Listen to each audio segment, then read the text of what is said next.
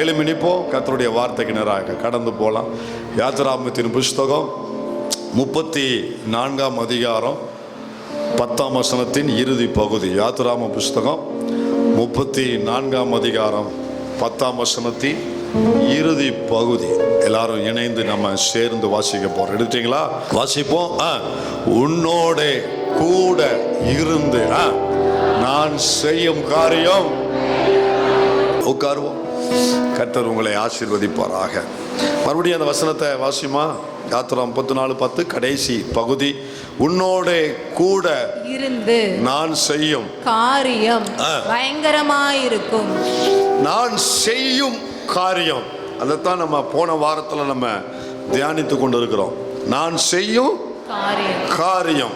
So கர்த்தர் செய்கிற காரியம் அது எப்படி இருக்கும் அப்படிங்கிறத போன வாரம் தியானித்தோம். இப்போ நம்ம இந்த செய்தியுடைய நிறைவுக்கு வந்திருக்கிறோம். ஆண்டவர் நான் உன்னோடு கூட இருந்து செய்யும் காரியம். ஸோ போன வாரம் தலைப்பை மட்டும் சொல்லுங்க எல்லாரும். தேவன் மட்டுமே செய்யும். எல்லாரும் சேர்ந்து எனக்கு பிரைஸ் கொடுத்துட்டு போங்க. அப்படிங்க சில விஷயத்தை யார் மட்டும்தான் செய்யணும்? அவரை தவிர வேற யாராலையும் செய்யக்கூடாதுங்கிறதோ செய்ய முடியாது. அவர்களால் செய்யவே முடியாது. ஈவன் நம்மளால கூட செய்ய முடியாது. தேவன் மட்டுமே செய்யும் காரியம். கவனிங்க, கர்த்தர் செய்யும் காரியத்தில் இன்னும் ஒரு பகுதி, இது கொஞ்சம் டெப்தா இருக்கும், கூட வந்தால் தான் புரியும். நல்லா கவனிக்கணும். இஸ்ரவேல் ஜனங்கள் வாழ்க்கையை மையமா வைத்து கர்த்தர் செய்யும் காரியத்தினுடைய ஒரு பகுதி, முக்கியமான பகுதி. நல்லா கவனிங்க. தேவன் இஸ்ரவேல் ஜனங்களை கொண்டு செய்த காரியங்கள் உண்டு. அதுபோல இஸ்ரவேல் ஜனங்களுக்கு செய்த காரியங்கள் உண்டு. ஒன்று இஸ்ரவேல் ஜனங்களை கொண்டு செய்தது, இன்னொன்னு இஸ்ரவேல் ஜனங்களுக்கு செய்தது.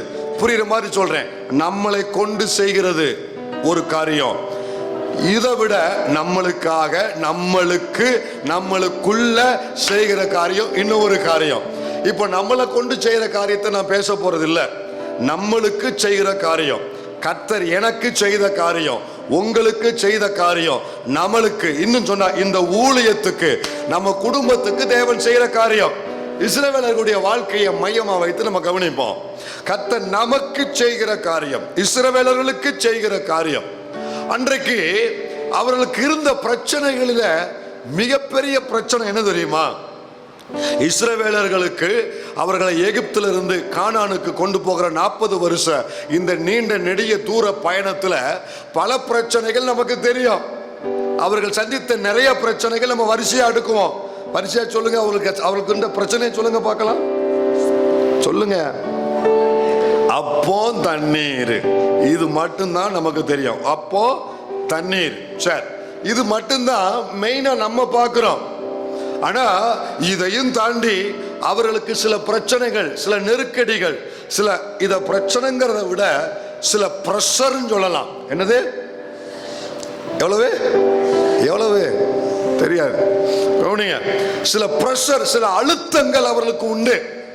என்ன அழுத்தம் அப்படின்னா, இப்ப இவர்கள் கடந்து போகும் பொழுது, இவர்கள் இந்த செங்கடல் வந்து செங்கடல் பிரிந்து அதை ஊடாக கடந்து அதை தாண்டி வந்த பின்பு இந்த செய்தி அன்றைக்கு அறியப்பட்ட உலகம் முழுவதும் பரவியது. அன்றைக்கு இருந்த உலகம் முழுவதும் பரவியது. ஏன்னா இதுவரைக்கும் உலகம் உண்டான நாள் முதற்கொண்டு இப்படி ஒரு சம்பவம் இதுவரைக்கும் உலகம் உண்டான முதற்கொண்டு நடந்திராத சம்பவம் இப்ப என்ன செஞ்சிருக்கு? நடந்திருக்கு. இந்த செய்தி தீவிரமாய் பரவுது, வேகமாய் பரவுது. இவர்கள் எகிப்தை விட்டு பல தலைமுறைகள் கழித்து 430 வருஷம் கழிச்சு ஒரு பெரும் கூட்டம், ஒரு பெரிய சேனை, இஸ்ரவேல் என்கிற எபிரேய ஜனங்கள் இப்பொழுது எகிப்தை விட்டு அவங்க விடுதலையாகி போகிறாங்க, அவங்க புறப்பட்டு போகிறாங்க அப்படிங்கிற ஒரு செய்தி வேகமா பரவுது. அப்படி ஒரு செய்தி பரவும் பொழுது நல்லா கவனிக்கணும். அவங்க போகும் பொழுது எப்போதுமே உங்களுக்கு ஒரு நன்மை நடந்தா 100 பேர் இந்த செய்தியை கேட்கிறான்னா எல்லாவனும் நல்ல எண்ணத்துல கேட்பான். சொல்லுங்க. எல்லாம் நல்ல. உங்களுக்கு ஒரு அற்புதம் நடக்க, ஒரு நன்மை நடக்க, ஒரு வீடை கட்டிட்ட, ஒரு காரை வாங்கிட்ட, உன் பிள்ளை கல்யாணத்தை முடிச்சுட்ட, ஒரு ஆசீர்வாதம் வந்துருச்சு, உங்களுக்கு பிள்ளைக்கு ஒரு வேலை கிடைச்சிட்டு, ஒரு நன்மை நடந்துருச்சுன்னா, உன் தெருவில் உங்க வீடு இருக்கிற பகுதியில் ஒரு 100 வீடு இருக்குன்னா எல்லாருக்குமே கண்டிப்பா என்ன செய்யும்? சொல்லுங்க வயத்திலிருந்து. தெரியாம இருக்க, தெரியுமா தெரியாதா? ஏங்க, ஒரு வாஷிங் மிஷின் வந்து இறங்கினாலே இப்படி பார்க்கான், அது செகண்ட்ஸ்னு அவனுக்கு தெரியாது. மோட்ரு போனது, வயர் போனது அவனுக்கு தெரியாது. ஒரு பிரிட்ஜ் வந்து இறங்கினா வாங்கிட்டாளா அப்படின்னு இப்படி பார்க்கா. ஒரு வண்டி வந்துருச்சுன்னா அப்படி பார்க்க இல்லையா? ஒரு பெரிய ஆசீர்வாதம் உனக்கு கிடைச்சிருச்சுன்னா 100 பேர் பார்ப்பாங்க, 100 பேரும் பார்ப்பாங்க. ஆனா நல்ல எண்ணத்துல பார்ப்பாங்க. அதுல 5 பேர் வேணா உனக்கு உன் ஆசீர்வாதத்தை பார்த்து சந்தோஷப்படுவாங்க.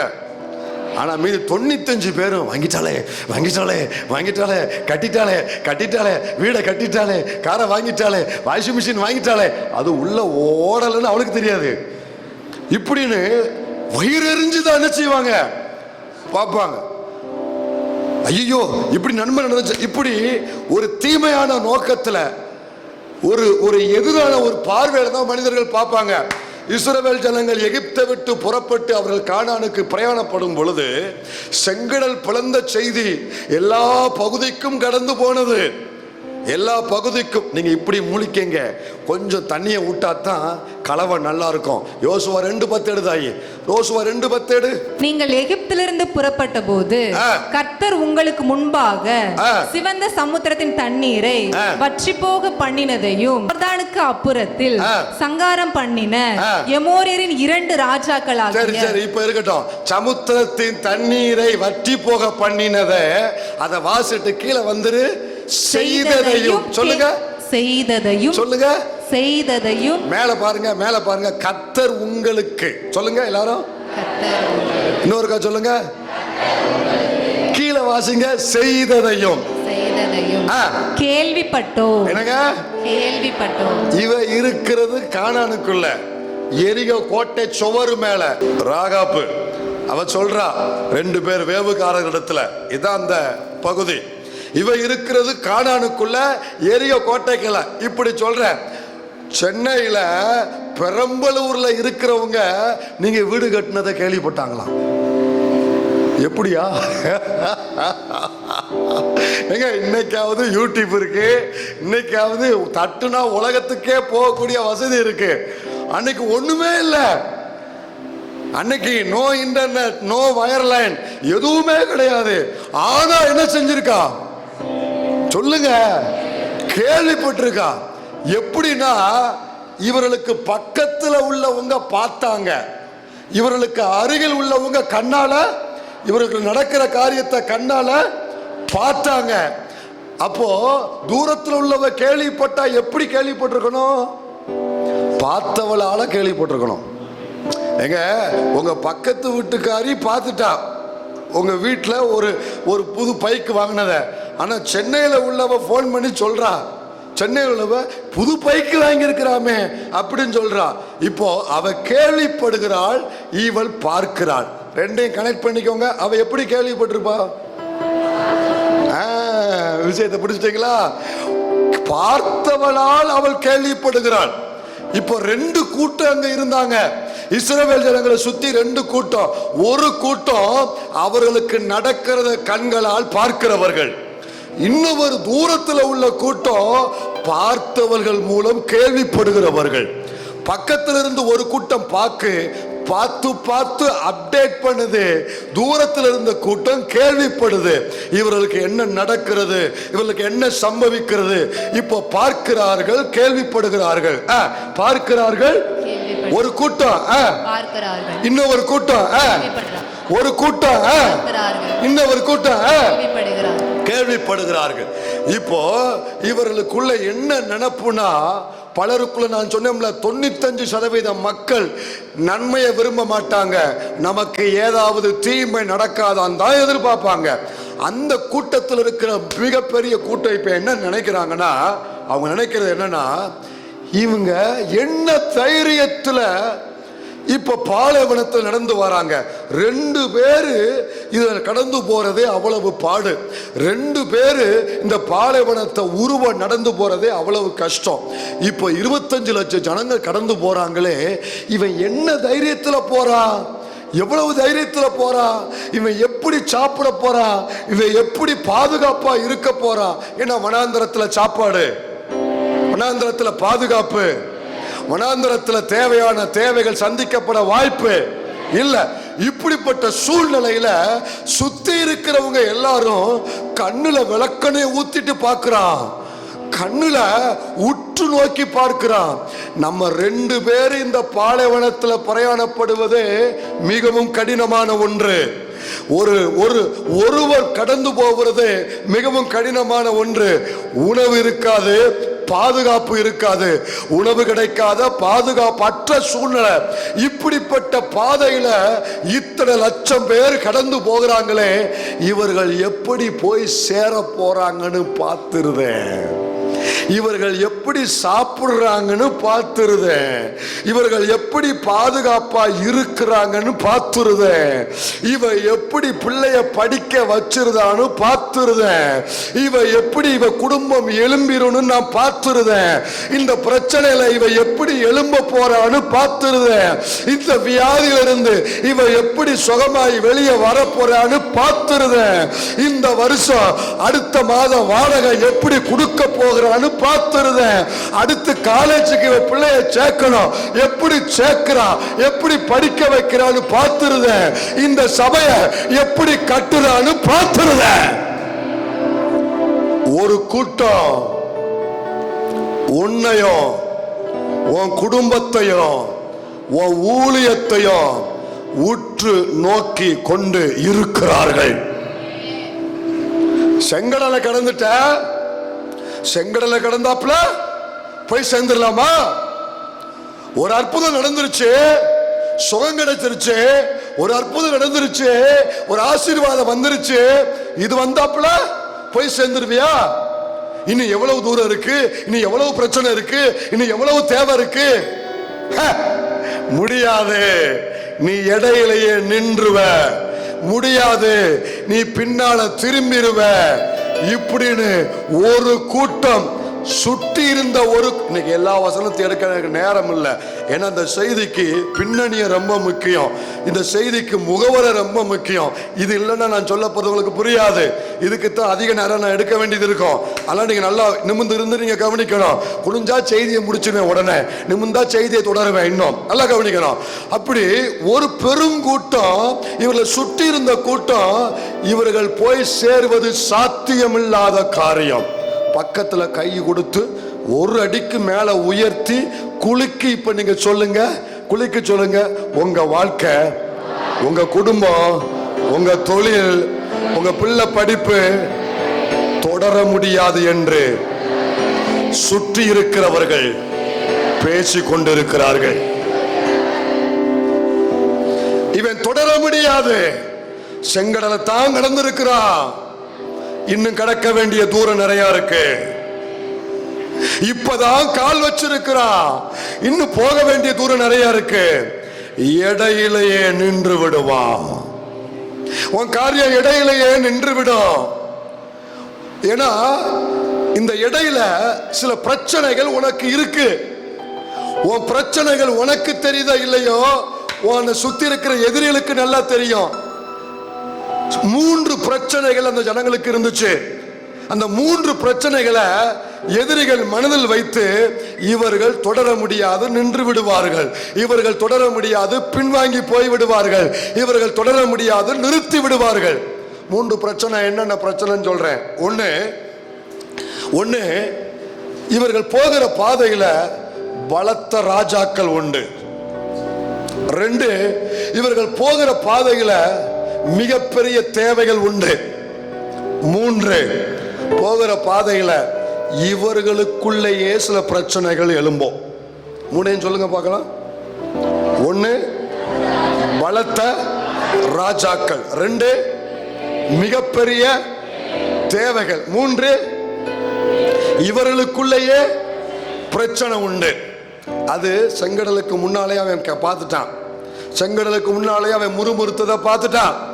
இப்ப இந்த மூணையும் எதிரிகள் மனதில் வைத்து பலத்த ராஜாக்கள் வாய் திறந்து எல்லாரும் இணைந்து பலத்த, இரண்டாவது மிகப்பெரிய, மூணாவது இவர்களுக்குள்ளேயே, அதாவது உள்நாட்டு கலவரம். என்னது?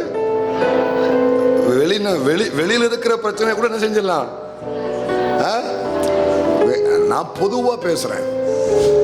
வெளியே இருக்கிற பிரச்சனை என்ன செஞ்சிடலாம், சமாளிச்சலாம். ஆனா வீட்டுக்குள்ள கணவன் மனைவி, இந்த மூத்த பிள்ளை இளைய பிள்ளை நடுவுல கடந்து இந்த ஐயா படுற பாடு இருக்கு. வெளியே இருக்கிற பிரச்சனைகளை ஈஸியா என்ன செஞ்சிடலாம், சமாளிச்சலாம். ஆனா உள்ள இருக்கிற பிரச்சனையா இப்ப இவங்க என்ன நினைக்கிறாங்கன்னா, இந்த இஸ்ரவேல் கூட்டம் ஒண்ணு பலத்த ராஜாக்கள் கையில அகப்பட்டு சாவார்கள், மடிந்து போவார்கள், அல்லது தேவைகளிலேயே தேவை சந்திக்கப்படாம பட்டினியா கிடந்து சாவார்கள். இந்த ரெண்டுல தப்பிச்சுட்டானா அவனுங்களுக்குள்ளேயே வெட்டி சாவார்கள். இந்த மூன்று மிகப்பெரிய பிரச்சனை அவர்களுக்கு உண்டு. இந்த மூன்றுலையுமே அவர்கள் ஏதாகிலும் ஒன்றுல நிச்சயம் விழுந்து போவார்கள். தேவப்பிள்ளையே, உனக்கும் உன் குடும்பத்துக்கும் உன் ஊழியத்துக்கும் விரோதமா இருக்கிற பிரச்சனைகள் இதே போல எதிரி கணக்கு போட்டு அவன் பேசி கொண்டிருக்கிறான். அவன் என்ன கணக்கு போடுறான், பலத்த ராஜாக்கள் உன் பாதைகளை குறுக்கிட்டு வருவார்கள். உன்னால சமாளிக்க முடியாத பிரச்சனைகள் வரும், சந்திக்கப்படாத மிகப்பெரிய தேவைகள் வரும், உள்ளுக்குள்ளேயே தேவையில்லாத பிரச்சனைகள் எழும்போ. இந்த மூன்றில் ஏதாவது ஒன்றில் இந்த குடும்பம் விழுந்து போகும், இந்த சபை விழுந்து போவோம், இவள் விழுந்து போவா. ஒண்ணுல தப்புச்சா என்ன, இன்னும் மூணு இருக்கு, ஏதாவது ஒன்று விழுந்து போவான் என்று எதிரி எதிர்பார்த்து காத்து கொண்டிருக்கிறார். ஒரு வார்த்தை சொல்றேன், விசுவாசித்தவர்கள் மட்டும் ஆமென் சொன்னா போதும்.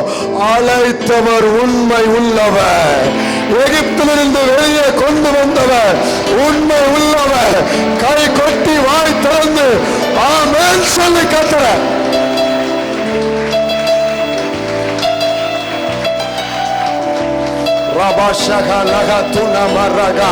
வாய் திறந்து ஜெபிக்க ஆரம்பி. பலத்த ராஜாக்கள், பலத்த ராஜாக்கள், பலத்த ராஜாக்கள், மிகப்பெரிய தேவைகள், மிகப்பெரிய தேவைகள், உள்ள எழும்புகிற பிரச்சனைகள். இந்த செய்தியை கர்த்தர் எனக்கு ஏன் கொடுத்தாருன்னு தெரியல. இது பாஸ்ட் டென்ஸை வச்சு கொடுத்தாரா, நிகழ்காலத்தை வச்சு கொடுத்தாரா,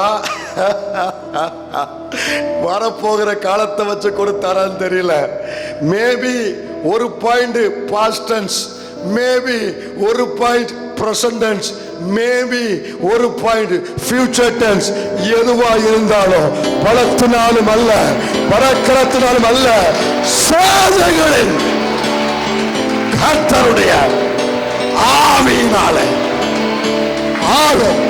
பாஸ்ட் டென்ஸ்ல ஆகும், பிரசன்ட் டென்ஸ்ல ஆகும், ஃபியூச்சர் டென்ஸ்ல ஆகும்.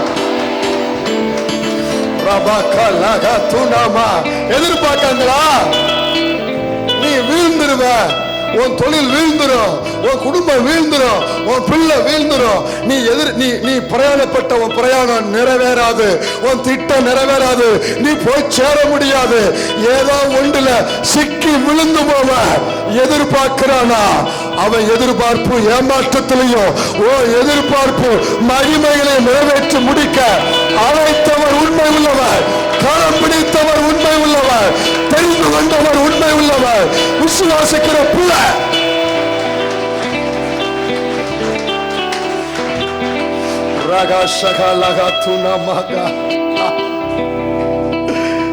தேவ பிள்ளையே, உன் பிரச்சனை உனக்கு தெரிகிறத விட எதிரிக்கு நல்லா தெரியும். தெரியுமா? நீ எவ்வளவு பெரிய பிரச்சனை கடந்து வந்திருக்க, எவ்வளவு பெரிய பிரச்சனை நீ கடந்து கொண்டு இருக்க, இனியும் நீ படப்போகிற பாடுகள் இனியுமா? எல்லாமே இனிமேதான் இருக்கு. பக்கத்துல பார்த்து சொல்லுங்க, எல்லாமே இனிமேதான் இருக்கு. நான் எதை சொல்றேன், பட்ட பாடுகளை படப்போற பாடுகளை வச்சு நான் சொல்லல, செய்ய போற காரியம், செய்ய போற காரியம். இந்த மூன்றுக்கும், இந்த மூன்று வலைகளுக்கும் அல்லது மூன்று எதிரிகளுடைய எதிர்பார்ப்புகளுக்கும், இந்த மூன்று சவால்களுக்கும் கர்த்தர் செயல்பட்டார். கர்த்தர் செயல்பட்டார். இந்த மூன்றிலும் நல்லா கவனிங்க. இவர்கள் சம்பவம் நமக்கு எழுதப்பட்டிருக்கு. இவர்கள் சம்பவம் நமக்கு எழுதப்பட்டிருக்கு. இந்த மூன்றில் ஒண்ணுல கூட கர்த்தர் இந்த ஜனங்களை ஒப்பு கொடுக்கவில்லையே. பலத்த ராஜாக்கள் கைக்கு தப்புவித்தார். மிகப்பெரிய தேவைகளிலும் அற்புதம் செய்தார். உள்ள இருக்கிற பிரச்சனைகளையும் நன்மைக்கு ஏதுவாக மாற்றி அமைத்தார். கரை சேர்த்தார். வாக்குத்தத்த பூமிக்கு கொண்டு போய் சேர்த்தார். எங்கே அழைத்தாரோ, எங்கே கொண்டு செல்லுவேன் என்று வாக்கு பண்ணினாரோ. ஒன்ன புரிஞ்சுக்கோங்க, ஒன்ன புரிஞ்சுக்கோங்க. கர்த்தர் ஒரு வாக்கு சொல்லி உன் கைய பிடிச்சாருன்னு வையன், உன் கைய பிடிச்சிருக்காரு. ஆமேன்னு சொல்றவங்கள நிச்சயமா பிடிச்சிருக்காரு. பிடிச்சாருன்னு வையன், மொத்த உலகமே எதிர்த்து நின்னாலும் இந்த கை இருக்கு பாரு, உன்னை கொண்டு போய் சேர்க்க வேண்டிய எல்லைக்குள் உன்ன, உன் குடும்பத்தை, உன் ஊழியத்தை கொண்டு போய் சேர்ப்பார்.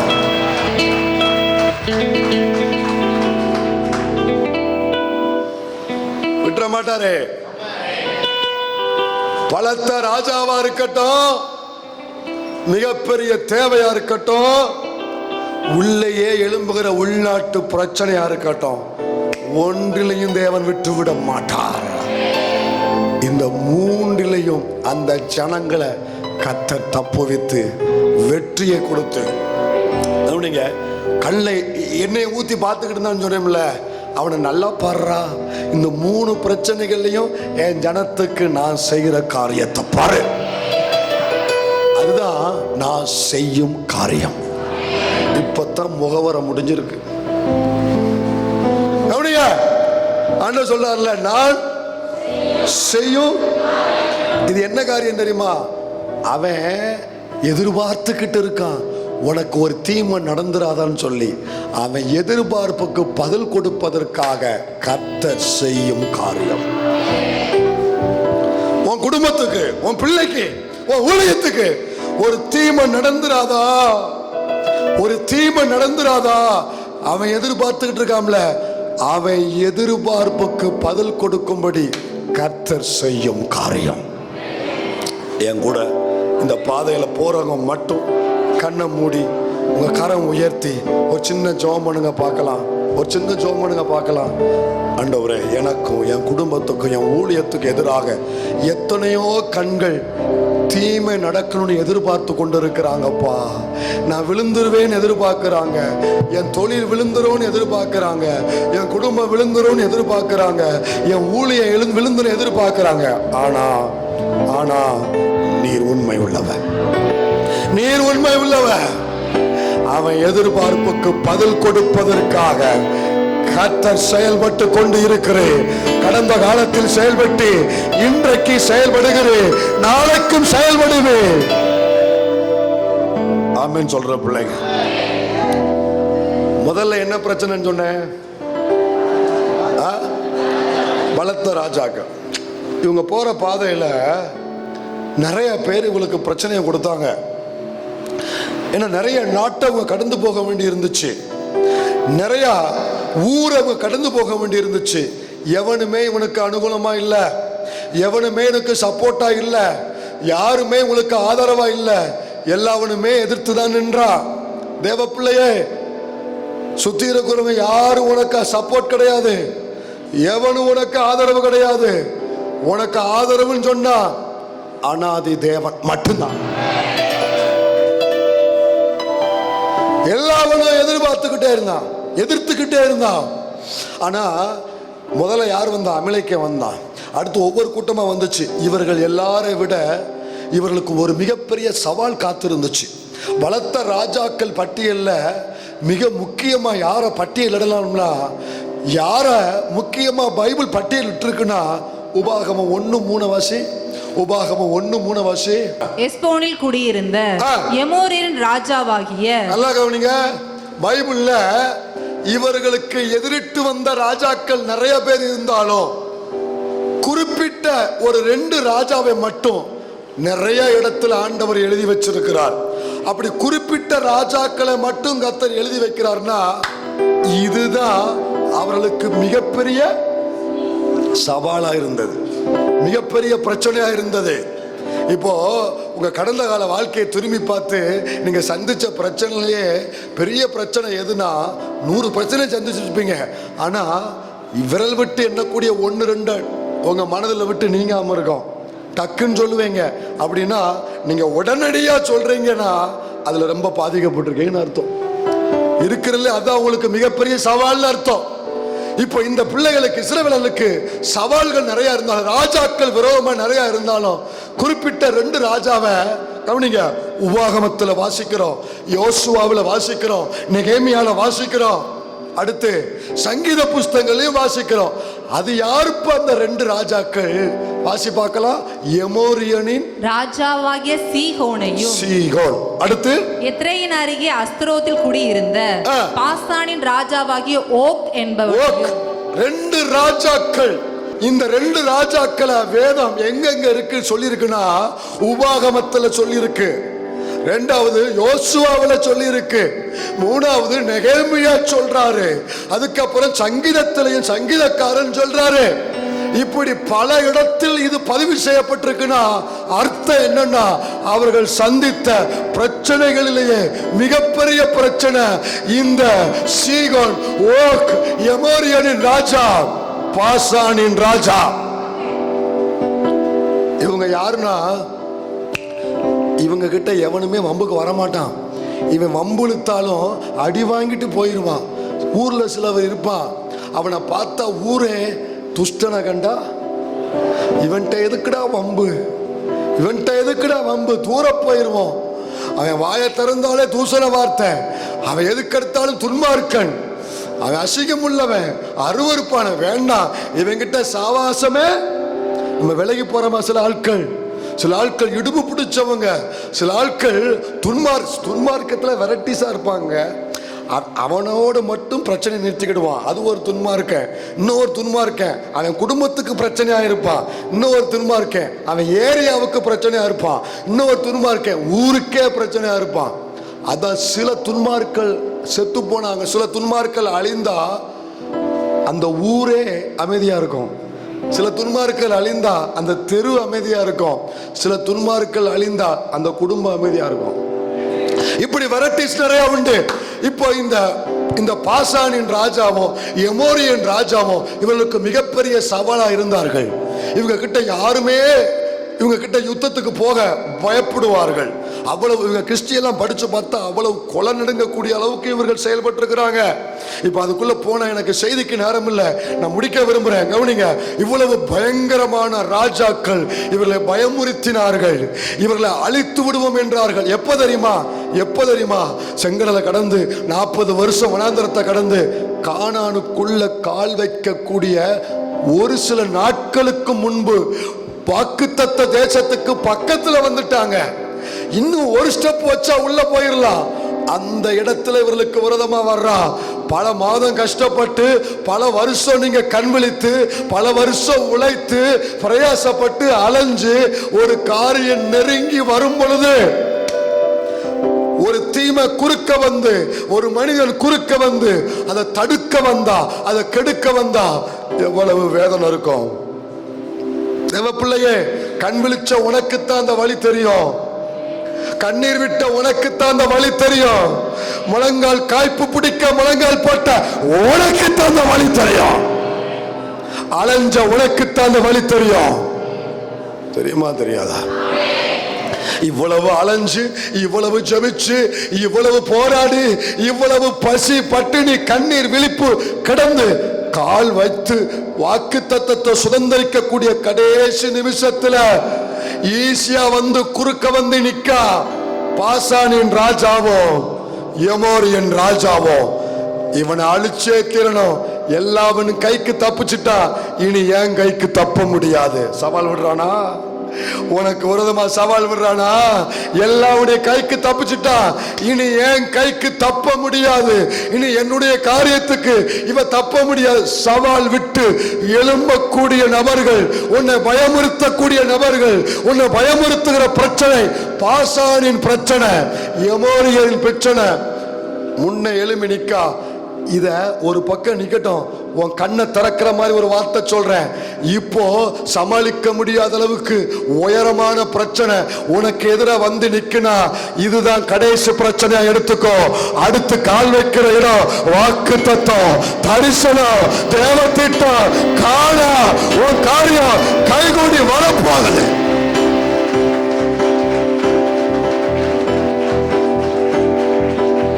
விசுவாசிக்கிறவங்க 5 பேர் இருந்தா போதும், கையை உயர்த்தி ஆமேன்னு சொல்லுங்க. நான் சொல்றது எத்தனை பேருக்கு புரியுது?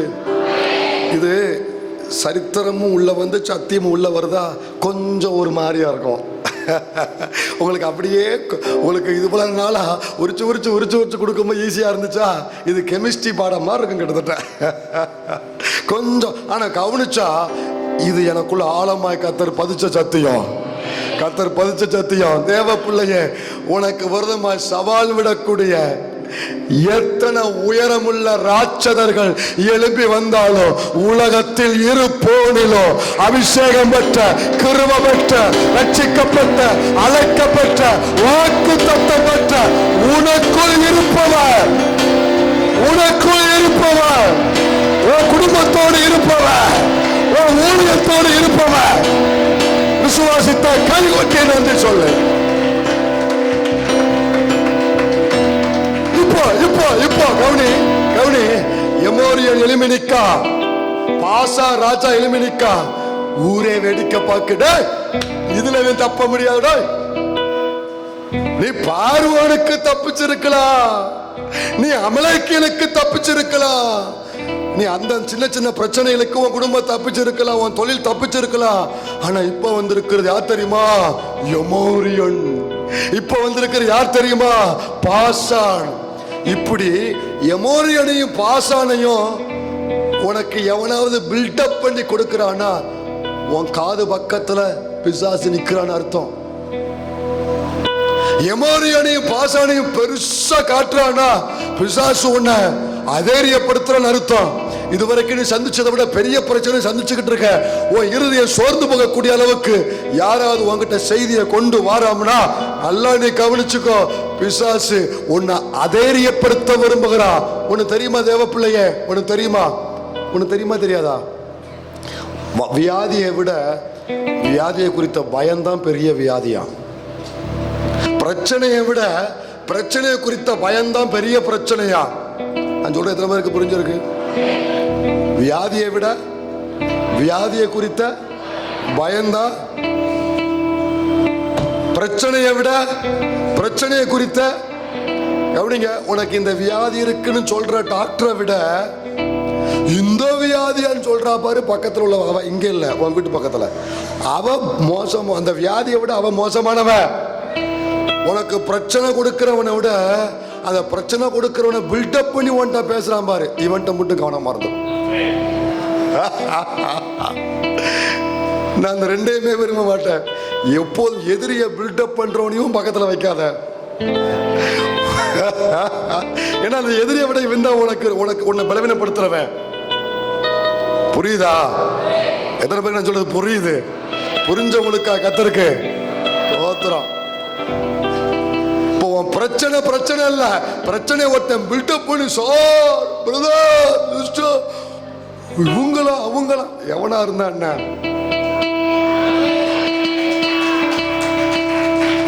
நான் செய்யும் காரியம், நான் செய்யும் காரியம். சவால் விட்ட பாசான் ராஜா, சவால் விட்ட இந்த எமோரியன் ராஜா என்ன செஞ்சாரு மட்டும் சொல்லிட்டு நம்ம ஜெபம் பண்ணுவோம். இப்ப அதே உபாகம புஸ்தகத்துல 2வது அதிகாரத்தை எடுத்துக்கோங்க. அதே உபாகம புஸ்தகம் 2ஆம் அதிகாரத்துல கர்த்தர் என்ன செஞ்சாருன்னு சொல்றேன், நல்லா கவனிங்க. 2ஆம் அதிகாரம் 33 32 இருந்து வாசி. சீகோன் தன்னுடைய எல்லா ஜனங்களோடு கூட நம்மோட யுத்தம் பண்ண புறப்பட்டு யாகாசிலே வந்தான். அடுத்த வசனம், அவனை நம்முடைய தேவனாகிய கர்த்தர். நல்ல கவனி, நல்ல கவனி, நல்ல கவனி. அமலேக்கியனை நீ யுத்தம் பண்ணி ஜெயிச்ச. ஆனா ஒரு ரகசியத்தை மட்டும் சொல்றேன். இந்த சீகோன் ராஜா, இந்த பாசானின் ராஜா, இவர்களோடு இந்த பிள்ளைங்க எந்த யுத்தமும் பண்ணவில்லை. வார்த்தை சொல்லுகிறது, நம்முடைய தேவனாகிய கர்த்தர், நம்முடைய தேவனாகிய எல்லாரும் உள்ள வரல.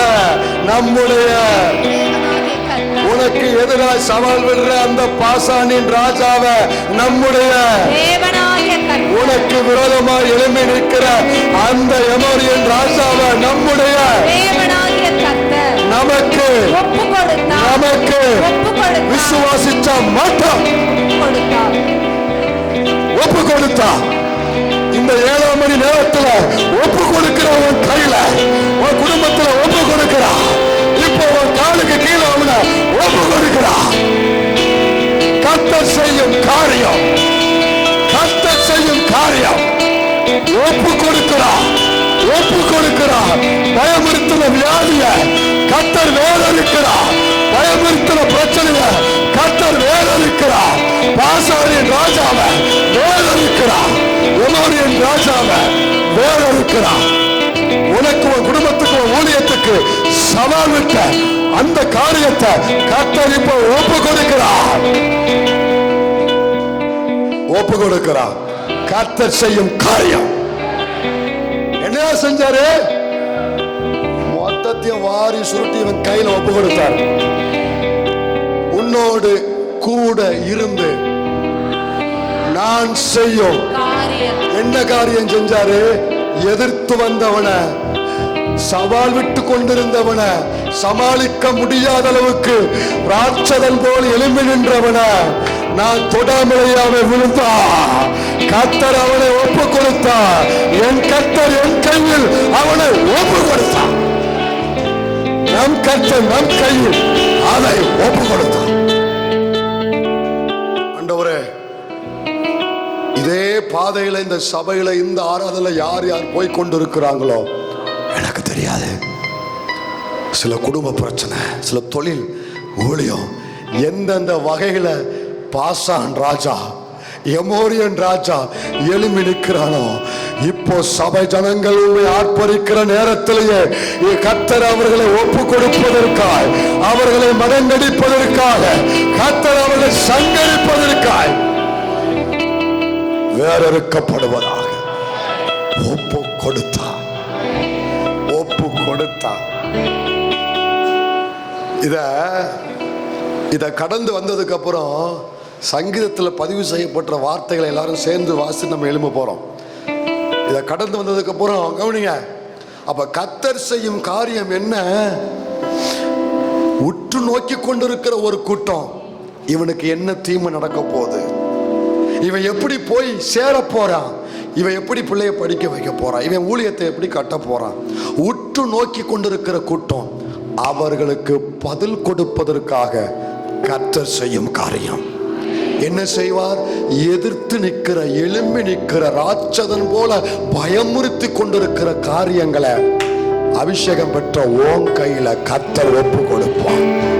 அழைக்கப்பட்ட ஓன் கையில கர்த்தர் ஒப்பு கொடுப்பான். கிருபைப்பட்ட ஓன் கையில கர்த்தர் ஒப்பு கொடுப்பான். இதுதான் கர்த்தர் செய்யும் காரியம். நல்ல கவனி, நல்ல கவனி. 40 பேர் ஒன்னை விட ஆண்டவர் இதில் அவ்வளவு பிரயாசப்பட்டிருக்கிறாரு. உன் குடும்பத்தை, உன் பிள்ளைய, உன் சபைய, உன் ஊழியத்தை, உன் தொழில, இந்த தரிசனத்தை இந்த நாள் வரைக்கும் கொண்டு வருவதற்கு நீ பட்டதை விட கர்த்தர் பட்ட பிரயாசம் அதிகம். நீ கூட நீ கடந்து வந்த பாதைய ஒரு ஆசீர்வாதத்துக்குள்ள போனதுக்கு அப்புறம் மறந்துடுவ. உன்னை நடத்தினவ மறவா, இயேசு மறவா. நீ கடந்து வந்த பாதைய இயேசு மறவா. நீ கடந்த அக்கினியின் உருவ நடந்தத அவ, தண்ணீரை கடந்தத அவ, மனிதர்கள் தலையில ஏறி நடந்தது அவன். நீ இருந்த பசி பட்டினிய அவன், உன் கண் விழிப்ப அவன், உன் கண்ணீர அவன், காய்ப்பு பிடிச்சவன் முழங்கால அவன். இவ்வளவு நாள் என் ஜனத்தை, என் சபைய, என் தரிசனத்தை, என் ஜன கூட்டத்தை அவ்வளவு பிரயாசப்பட்டு நான் கொண்டு வந்திருக்கிறேன். கடைசி நிமிஷத்துல வந்து குறுக்க வந்துகிட்டு இருக்க. விட்டுருவாரா? வாரி புடிச்சு உன் கையில ஒப்பு கொடுப்பாரு. வேரோட புடிங்கி உன் கையில ஒப்பு கொடுப்பாரு. விட்டுருவாரா? யாரா நீ? என் ஜனத்தை நான் கொண்டு வந்திருக்கேன். இந்த கடைசி மினிட்ல மட்டும் எவன் குறுக்க வந்தாலும் கதம் கதம் கதம். ஆண்டவன் கடைசி நிமிஷத்துல எவன் குறுக்க வந்தாலும் சரி, ஈவு இறக்கத்திற்கு அங்க வாய்ப்பே இல்லை. ஏன்னா சங்கீதத்தில் அப்படி ஒரு வார்த்தை பயன்படுத்தப்பட்டிருக்கு. அதனால தான் இந்த வார்த்தையை நான் சொல்றேன். ஆண்டவர் என்ன அவங்க கர்த்தர் செய்ததை இவங்க கடைசி எழுதும் பொழுது, சங்கீதக்காரன் பாடும் பொழுது, நம்ம நியூ இயர் சர்வீஸ்ல எல்லாரும் சேர்ந்து வாசிப்போம்ல, அல்லேலூயா, கர்த்தர் நல்லவர், அவர் கிருபை என்றும் உள்ளது, கர்த்தரை துதியுங்கள், அவர் நல்லவர், அவர் கிருபை. 136 எல்லாரும் எடுங்க, 17 எடுங்க, 20 வரைக்கும் எல்லாரும் சேர்ந்து வாசிங்க. 136 17 இருந்து எல்லாரும் சேர்ந்து, முழு சபையும் சேர்ந்து வாசிங்க பார்க்கலாம். அவர் கிருபை பிரபலமான, அவர் கிருபை. ஒரு நிமிஷம் நில்லுங்க. கர்த்தர் வார்த்தையை பயன்படுத்தினாரு, பெரிய பிரபலமான. இத சொல்லிட்டு அவன் யாருங்கிறத ஆண்டவர் அடுத்த கீழே காமிக்கிறாரு பாருங்க. இப்ப வாசிங்க. எமோரியனின். இப்ப தெரியுதா இவன் எவ்வளவு பெரியவனா இருந்திருக்கா? அன்னைக்கு உலகத்துக்கு அவன் எவ்வளவு பிரபலமா இருந்திருக்கிறான். ஆண்டவர் இங்க கோடிட்டு காமிக்கிறாருன்னா அவன் அன்னைக்கு எவ்வளவு வீரியமா தேவ ஜனத்துக்கு விரோதமா எழுப்பி நிற்கிறான். இப்ப புரியுதா நான் சொல்ற சத்தியம்? புரிஞ்சவங்க மட்டும். அப்படி எழும்பி நின்றவனை குறித்து கர்த்தர் இங்க சொல்லி இருக்கிறாரு. எமோரியனின் ராஜாவாகிய சீகோனை அழித்தவரை துதியுங்கள், அவர் கிருபை என்றும் உள்ளது. பாசானே ஓகே, துதியுங்கள், அவர் கிருபை. அவர்கள் தேசத்தை சுதந்திரமாய் தந்தவரை அவர் கிருபை.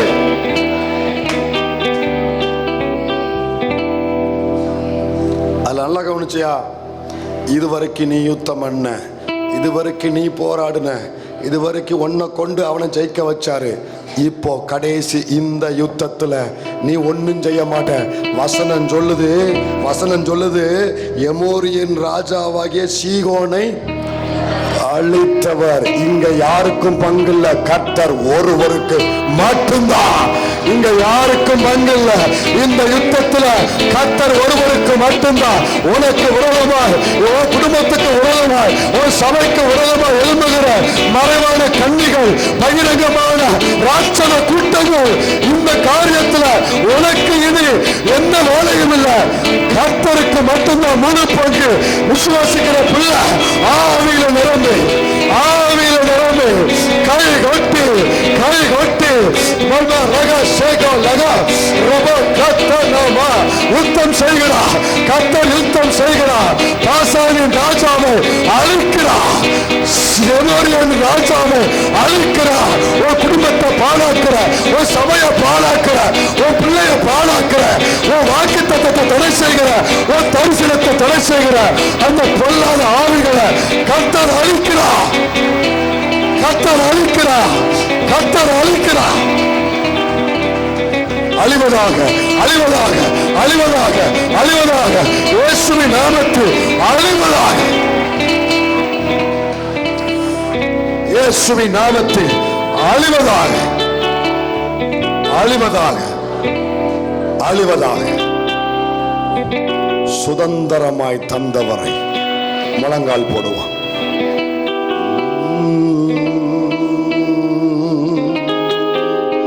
ஹalleluya. நன்றி அப்பா. எல்லாரும் முழங்கால நின்று, நேர் முழங்கால நின்று கர்த்தருக்கு நன்றி சொல்லு. தேவ பிள்ளையே, சந்தோஷமா போ. அவன் அழிக்கப்பட்டா, அந்த பிரச்சனை அழிக்கப்பட்டது. உனக்கு எதிராக சவால் விட்டுச்சு பாரு.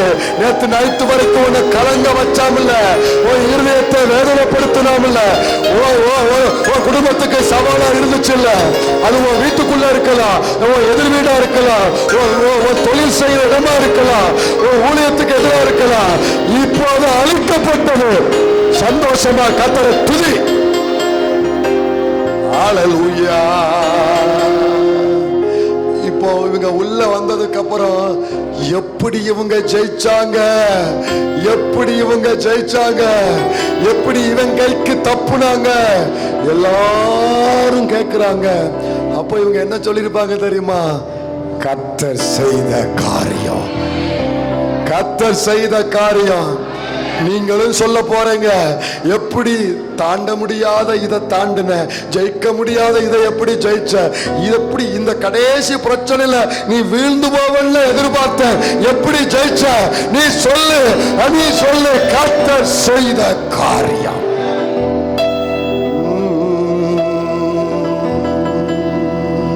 நன்றி சொல்லுங்க. வாயை திறந்து உங்களோடு கர்த்தர் பேசினா நன்றி சொல்லுங்க.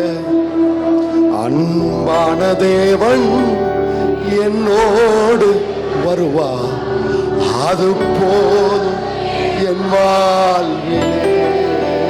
இவ்வளவுதானா?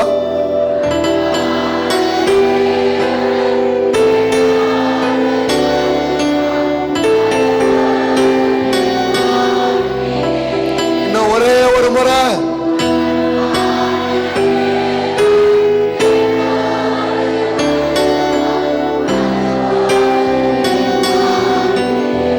தெரியுமா, ஒண்ணு தெரியுமா?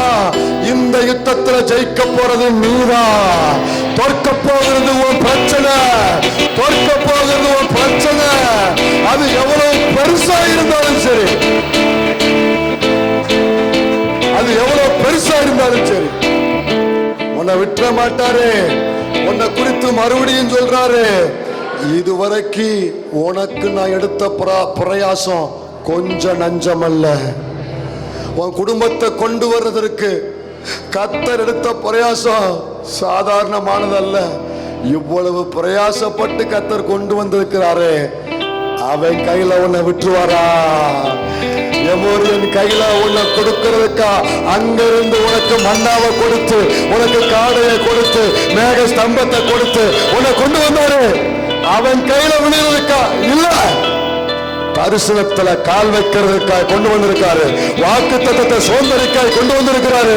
அபிஷேகம் பெற்ற பிள்ளை மட்டும் ஆவியில் நிரம்பி கர்த்தரை துதி. ஜனத்தை, சபைய, ஊழியத்தை, தரிசனத்தை ஆசீர்வதி. கொடுத்த வார்த்தையின்படி எமோரியனின் ராஜாவை அழித்தவரை துதிக்கிறோம். பாசானின் ராஜாவை அழித்தவரை துதிக்கிறோம். பிள்ளைகள் மேல தேவ தரிசனமும் வாக்கும் நிறைவேறட்டும். இந்த குடும்பம், இவருடைய தொழில், இவருடைய பிள்ளைகள் எதிர்காலம், அடுத்த மாதம் ஸ்கூல் காரியம், கல்லூரி காரியம், இவைகள் அனைத்திலும் கர்த்தரின் கரம் துணை நின்று பிள்ளைகளுக்கு கர்த்தர் செய்கிற காரியத்தை பார்த்து சாட்சியிட்டுமே மகிமைப்படுத்த உதவி செய்யும். வார்த்தையை மாத்திரம் மகிமைப்படுத்தும். இயேசுவின் நாமத்தில் ஜெபிக்கிறோம் நல்ல பிதாவே.